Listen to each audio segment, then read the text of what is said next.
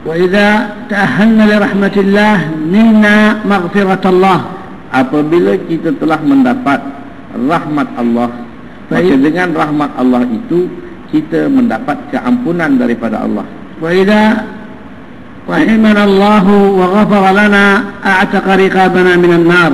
Dan bila Allah merahmati kita, Dia beri kita keampunan, sudah tentulah kita akan dibebaskan daripada neraka. ورمضان مدرسة نتعلم من خلالها الصبر.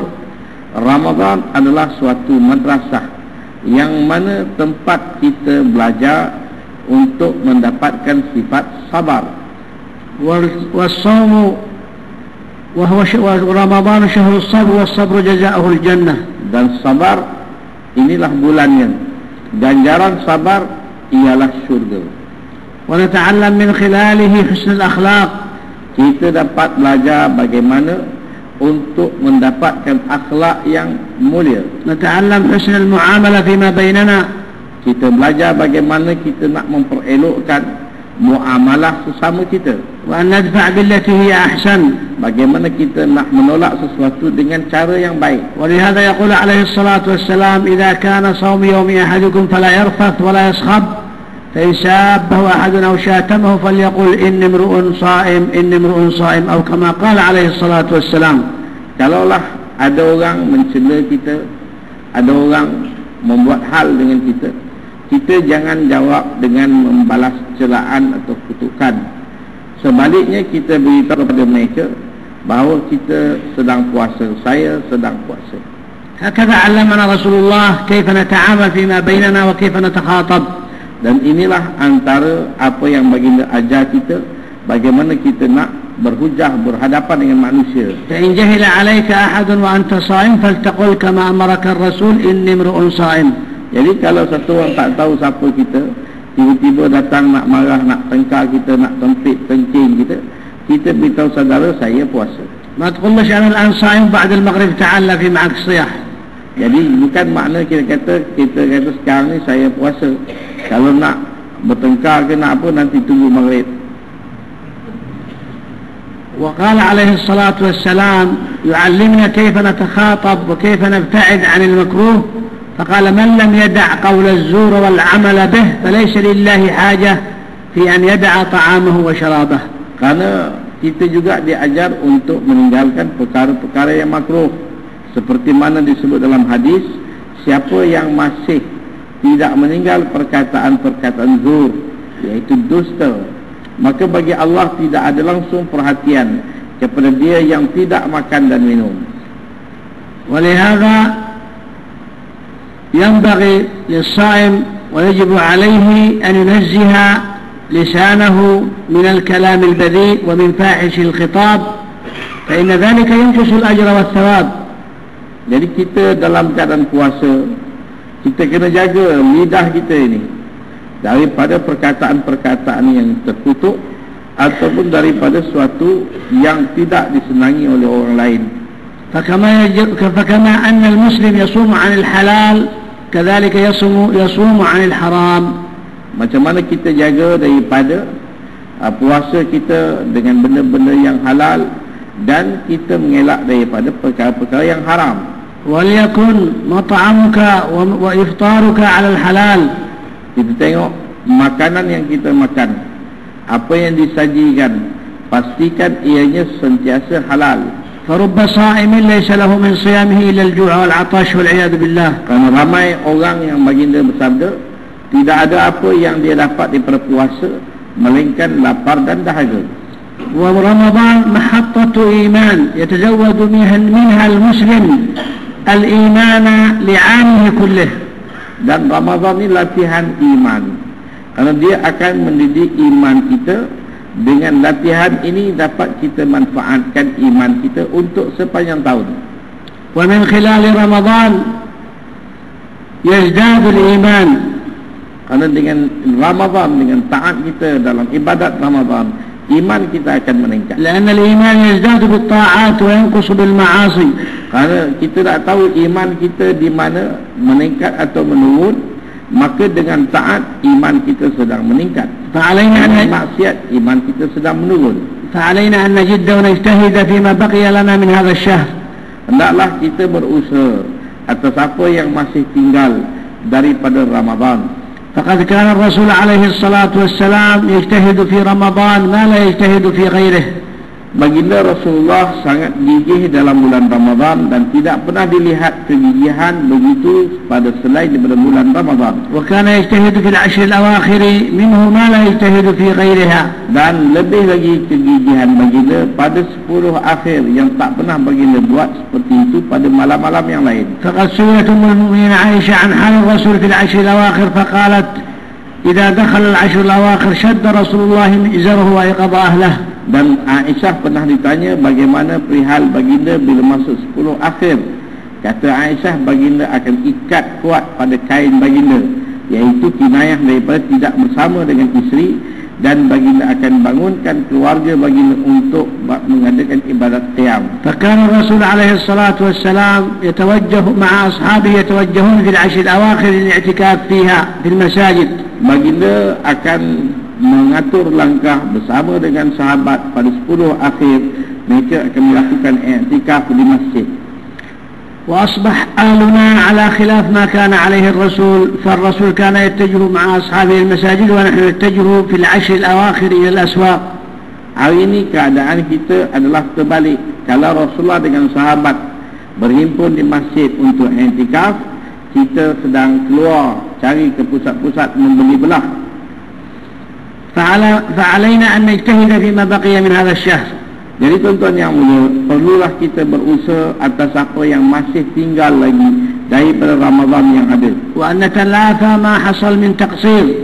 Dan kita naklah melihat kembali apa yang telah berlalu dalam 2/3 yang lalu daripada kecuaian dan kelekaan kita, supaya dapat kita dapatkan kembali dalam peluang yang akhir ini. فهذه فرصة العمر.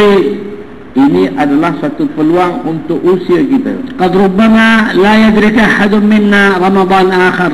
Kemungkinan ada di antara kita tidak akan bertemu lagi selepas Ramadan ini. ومن يضمن لنا البقاء إلى أن يأتي رمضان آخر. Siapa yang boleh bagi jaminan yang kita akan bertemu dengan Ramadan yang akan datang. فكم من آباء وإخوان وأصدقاء كانوا معنا في العام الماضي ولم يصلوا إلى هذا رمضان. Berapa ramai daripada bapa-bapa, daripada abang, adik, keluarga, jiran, yang mana pada tahun ini mereka tidak lagi bersama kita dalam bulan Ramadan. ولعلنا إن اجتهدنا فيما بقي أن يكرمنا الله بليلة القدر. Mungkin di mana kalau kita berusaha, ada sedikit usaha kita dengan sedikit kegigihan kita, kita akan dipertemukan oleh Allah dengan Lailatul Qadar.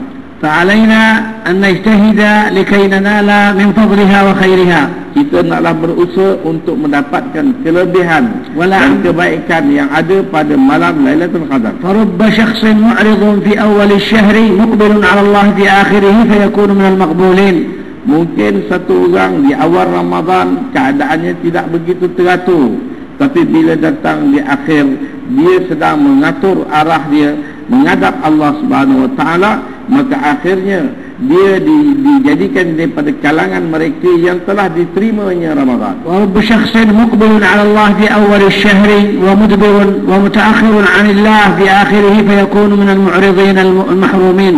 Ada orang di awal Ramadan dia mukbil, dia datang begitu hebat ibadat dia di awal Ramadan, tapi bila datang di saat akhir dia mula berpaling, dia mula mengedarkan diri dia, menjauhkan diri dia daripada Allah. Akhirnya dia ditolak daripada segala kelebihan Ramadan. فالأعمال بالخواتيم. Kerana yang penting, apa yang Allah nak melihat amalan kita ialah di penutup Ramadan. وعلينا أن نصلي المغرب في جماعة. Kita pastikan عشاء في جماعة. kita solat maghrib berjemaah, والعشاء في جماعة. dan solat isyak kita juga sentiasa berjemaah. وأن نؤدي التراويح والوتر. Kita naklah menyempurnakan solat tarawih kita dan solat witir kita. وأن نصلي الفجر في جماعة. Dan pastikan solat subuh kita berjemaah. وأن نكثر من تلاوة القرآن. banyakkanlah membaca Al-Quran, والاستغفار والتسبيح والتهليل والصلاة والسلام على رسول الله. banyakkanlah istighfar, banyakkanlah tasbih dan banyakkanlah selawat kepada baginda Rasulullah sallallahu alaihi wasallam. وأن نكثر من الدعاء Dan perbanyakkanlah doa, وأن نحفظ ألسنتنا وأعيننا وجوارحنا من المعاصي. dan jagalah kita akan lidah kita, mata kita, seluruh anggota tubuh badan kita daripada melakukan sesuatu maksiat. ونطهر قلوبنا من الحقد والحسد Bersihkanlah hati kita daripada sikap dengki, khianat, والغل والكبر daripada penipuan, daripada takabur, daripada berbangga-bangga, والعجب daripada sikap ujub, والرياء daripada riak, والشحناء daripada suka bergaduh, beradu domba, والبغضاء. suka menimbulkan kebencian. وبهذا نكون إن شاء الله منا الأجر وثواب ليلة القدر. Dan ini menjadikan kita akan dapat ganjaran apa yang disebut ialah daripada kelebihan Lailatul Qadar. لأن الإنسان إذا اجتهد في ليلة القدر نال أجرها وفضلها. Karena bila satu orang berusaha pada malam Lailatul Qadar, dia akan dapat ganjaran dan kelebihan Lailatul Qadar. والمراد أن ليلة القدر تأتي عليك وأنت في طاعة وذكر لله.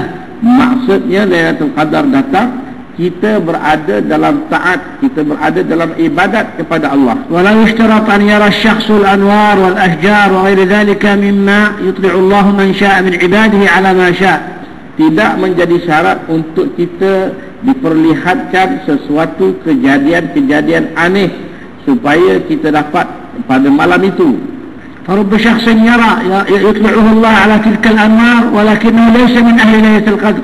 Ada orang mungkin Allah buka hijab, dia nampak kejadian-kejadian yang aneh, tetapi dia bukan daripada kalangan ahli Lailatul Qadar. كشف الله له تلك الأنوار ولكنه غافل عن ذكر الله. Dia nampak kejadian apa yang mungkin cahaya sesuatu, tapi dalam masa yang sama diri dia ghafil, leka daripada Allah SWT. هذا ليس له من فضلها شيء. Dan orang yang macam ini, walau apa pun dia nampak kejadian yang aneh, dia tidak dapat apa-apa kelebihan daripada Ramadan. ورب شخص لم يرى تلك الأنوار ولكنه قائم في الليل والنهار كله من أهل ليلة القدر. Mungkin satu orang tak nampak apa pun segala yang aneh, tetapi dia dikira sebagai ahli Lailatul Qadar kerana dia telah menyempurnakan siang dan malam dengan segala ibadat yang dituntut. فعلينا أن نجتهد. Jadi hendaklah kita berusaha. فإن من جد وجد. Kerana siapa yang berusaha dia pasti dapat. ومن زرع حصد. Siapa yang mula dengan cucuk tanam dia akan tuai. فنسأل الله أن يوفقنا وإياكم لما يحبه ويرضاه. Moga-moga kita semua diberi taufik oleh Allah atas apa yang Allah suka dan Allah redha. وأن يوفقنا لطاعته. Kita dapat taufik untuk menyempurnakan ketaatan kita kepada Allah. وعلينا بطاعة الوالدين وحسن معاملتهما.